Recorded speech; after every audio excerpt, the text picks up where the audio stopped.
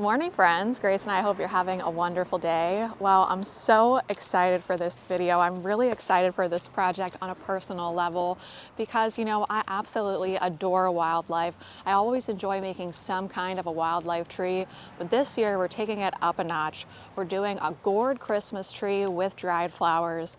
I've been saving dried flowers that are quite large all growing season. So let's take a look at what we have to work with and then we'll go ahead and decorate together. So here's the tree that we're going to be decorating. I was originally going to buy a cut Christmas tree, but then once I started to cut everything back, I thought, why not just decorate this tree that's right here? I've already put the hose-link solar lights onto the tree. I put the gourds on, but I think we need to move them around a bit, and let me show you the dried flowers we have. Here's some of the dried flowers that we have to work with. I think what I'll do first is go around the tree with a garland of hydrangeas, just like I did last year on the dried flower Christmas tree inside. We have some alliums here, and I have more of those inside if we need them. Over here we have the amaranth that we grew in the raised beds, and the celosia from Save Seed from one of your gardens. We had that in the very back of the garden this year. I've got some ironweed, some sunflower heads. Look at how these peonies dried. I think these peonies didn't sell one day, and so I just dried them. Some diva dahlias, and then we did make the straw flower garland together, but I'm not sure I'll use that just because I feel like the color might not be right. Let's try to get these birdhouse gourds spaced a little more evenly first. I wasn't sure if these gourds were going to be too heavy for the tree, but they seem to work out all right as long as I put them in the middle of each branch. Doesn't that look beautiful? You guys, I can't believe how beautiful this is. Nature is just awesome. I feel like what I want to do next year is grow a lot of these birdhouse gourds so that I can just put birdhouse gourds on all my trees out here. Would that be a crazy idea? The neighbors already think I'm crazy. Did you guys watch VeggieTales growing up? Wasn't one of the main characters a birdhouse gourd? Or was he like a butternut squash? Bob and Larry. Was it Larry or was he the cucumber? I can't remember.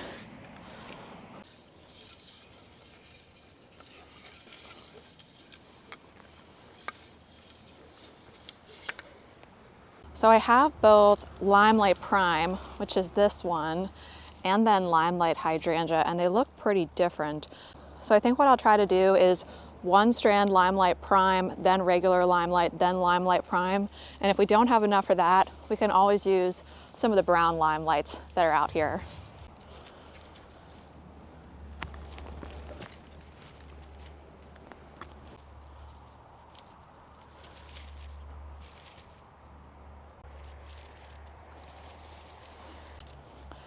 So I think what I would like to do, if it works, is just use the tree as the frog. So this is definitely going to be a perfectly imperfect garland because I'd rather not bring any floral wire out here unless that's really necessary.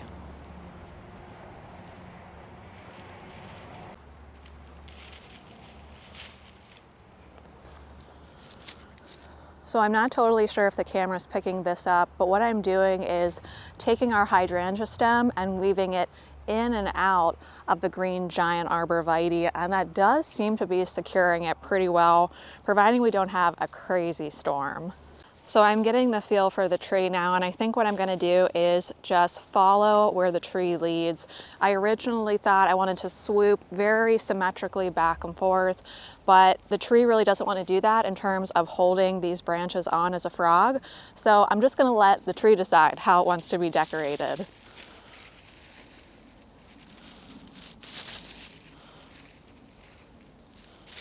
So as I started to work with the two different kinds of hydrangeas, instead of making different strands, I decided to kind of punctuate areas throughout the garland with the limelight. So as you see, that kind of a purpley hydrangea is our Limelight Prime, and then it's punctuated with the limelight. I just kind of like the Limelight Prime better. It has a nicer aged look, I think. Let me give you a look from further back. So beautiful. Let's go ahead and get the celosia and amaranth on, and then we'll start to add in things like alliums. Well, I don't know if you guys can see this, but it has actually started to snow. How special is that? So let's go ahead and add some celosia now. Rather than just add a single stem, I think I'm gonna add lots and lots of stems in the same area so we get really nice impact. How much do you want to bet that we end up with a lot of celosia plants around here next year? It's just dropping seeds like crazy.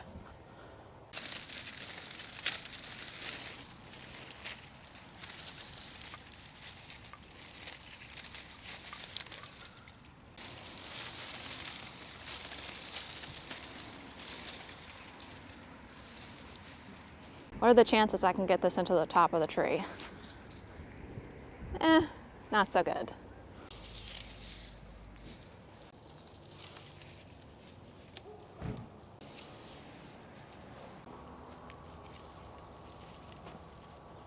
So I think what I'm gonna do is just add the amaranth, and then we'll add the bird cups and step away and see if we think we need to stop. We have 3 of these arborvitae alliums, and if you've been following me for a while, I think we originally grew these over in the driveway garden probably 3 years ago. And I kind of just have some holes in my green giant arborvitae, so I'm going to try to fill the holes with these really big alliums. These peonies are amazing. So I added the peonies, but I'm not sure if they actually detract from the trees. What do you think? Better with or better without? So I think the peonies were just too bright and maybe just too much. I think I actually want to stop here. Now we'll just go ahead and add the bird cups, and we'll add sunflower seed, and we'll see how many birds we can attract.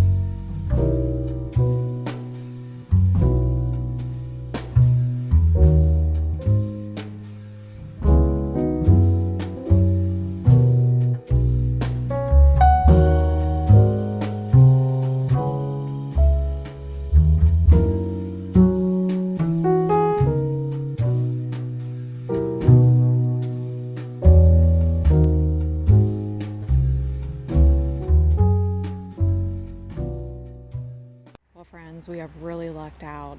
I had no idea that it was going to snow the next day, but it's about 7:30 a.m. right now, and it looks like it's going to be snowing for at least 2 hours. And the gourd tree looks absolutely beautiful with snow on it.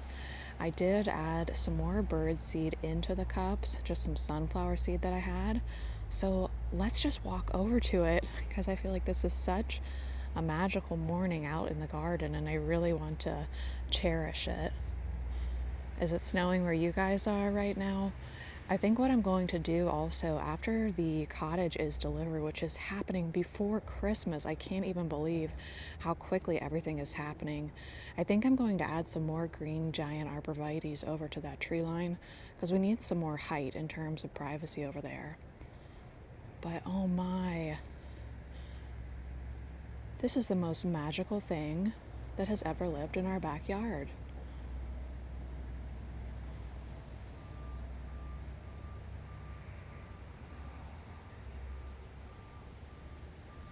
Well, friends, I want to wish you a wonderful day out there in your gardens, and I hope to see you sometime soon. Bye.